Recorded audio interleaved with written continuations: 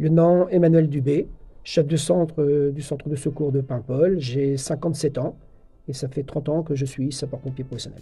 Donc l'activité du CIS Paimpol pour l'exercice 2023, il est de 1767 interventions pour 2148 sorties engins, réparties de la manière suivante: 70% d'interventions secours à personne, 10% d'accidents de la voie publique, 13% d'incendies, 6% de protection personne des biens environnement et 1% de spécialité. L'effectif du centre de secours de Paimpol, il est de 20 sapeurs-pompiers professionnels, dont un chef de centre et un adjoint, 36 sapeurs-pompiers volontaires, plus un médecin et 3 infirmiers. Opérationnellement, au niveau effectif, le CIS Paimpol, c'est une garde postée à 6 plus 7 en astreinte.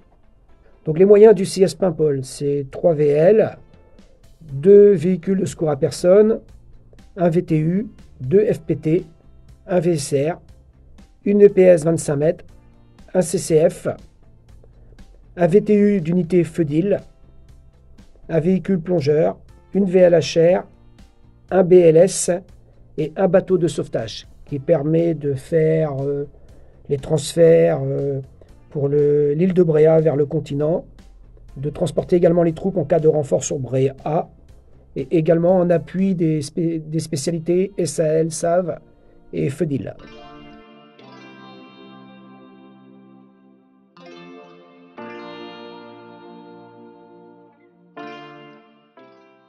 Je suis le lieutenant Julien Walter, référent départemental de la spécialité sauvetage aquatique au sein du département des Côtes-d'Armor.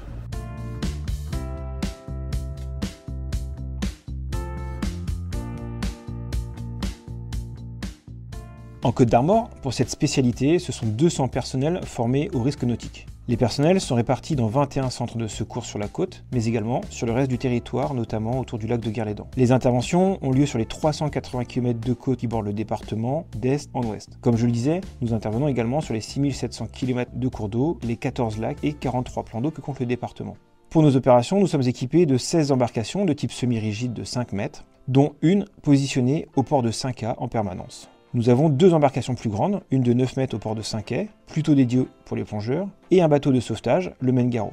Ce navire est plus spécifiquement dédié aux évacuations sanitaires dans l'archipel de Bréa et assure également la défense incendie sur les différentes îles habitées que compte le département. Bien que nous constations une hausse de l'activité en période estivale liée à l'affluence touristique, notre activité opérationnelle ne connaît pas véritablement de saisonnalité. Nous intervenons tout au long de l'année pour les personnes en difficulté en mer, kitesurfeurs, nageurs en difficulté ou plongeurs disparus. Chaque année, lors des périodes de grande marée, nous mettons en place des dispositifs prévisionnels de secours afin de répondre rapidement à une demande d'assistance pour une personne piégée par la marée. Ce dispositif est mis en place en concertation avec les différents acteurs du secours en mer, tels que les stations SNSM du département, la brigade nautique de la gendarmerie, les hélicoptères de la sécurité civile et les unités des affaires maritimes. La coopération entre les différents intervenants du secours en mer est permanente. Tout au long de l'année, nous mutualisons nos moyens afin de garantir un secours en mer le plus efficient possible. La spécialité nautique est divisée en plusieurs filières. Nous avons une équipe de plongeurs, également appelée scaphandrier autonome léger. 45 personnels sont formés à la fonction de moderato, spécificité de la Bretagne. Ce sont des agents en charge d'assurer la liaison radio entre le centre régional opérationnel de surveillance et de sauvetage, le CROSS, notre centre opérationnel départemental et le terrain. Pour le sauvetage aquatique, nous avons 3 niveaux de formation. Le SAV 1, habilité à intervenir dans les plans d'eau intérieurs, dans les ports et les estuaires. Les SAV 2, ce sont les nageurs de bord de nos embarcations maritimes, chargés d'intervenir depuis nos embarcations de sauvetage. Et enfin, le 3e niveau, ce sont les chefs de bord en charge de l'opération et du pilotage de l'embarcation. L'aléa climatique, risque d'inondation, a fortement impacté la France ces dernières années. C'est pourquoi nous formons également tous les sauveteurs côtiers aux techniques de sauvetage en eau vive.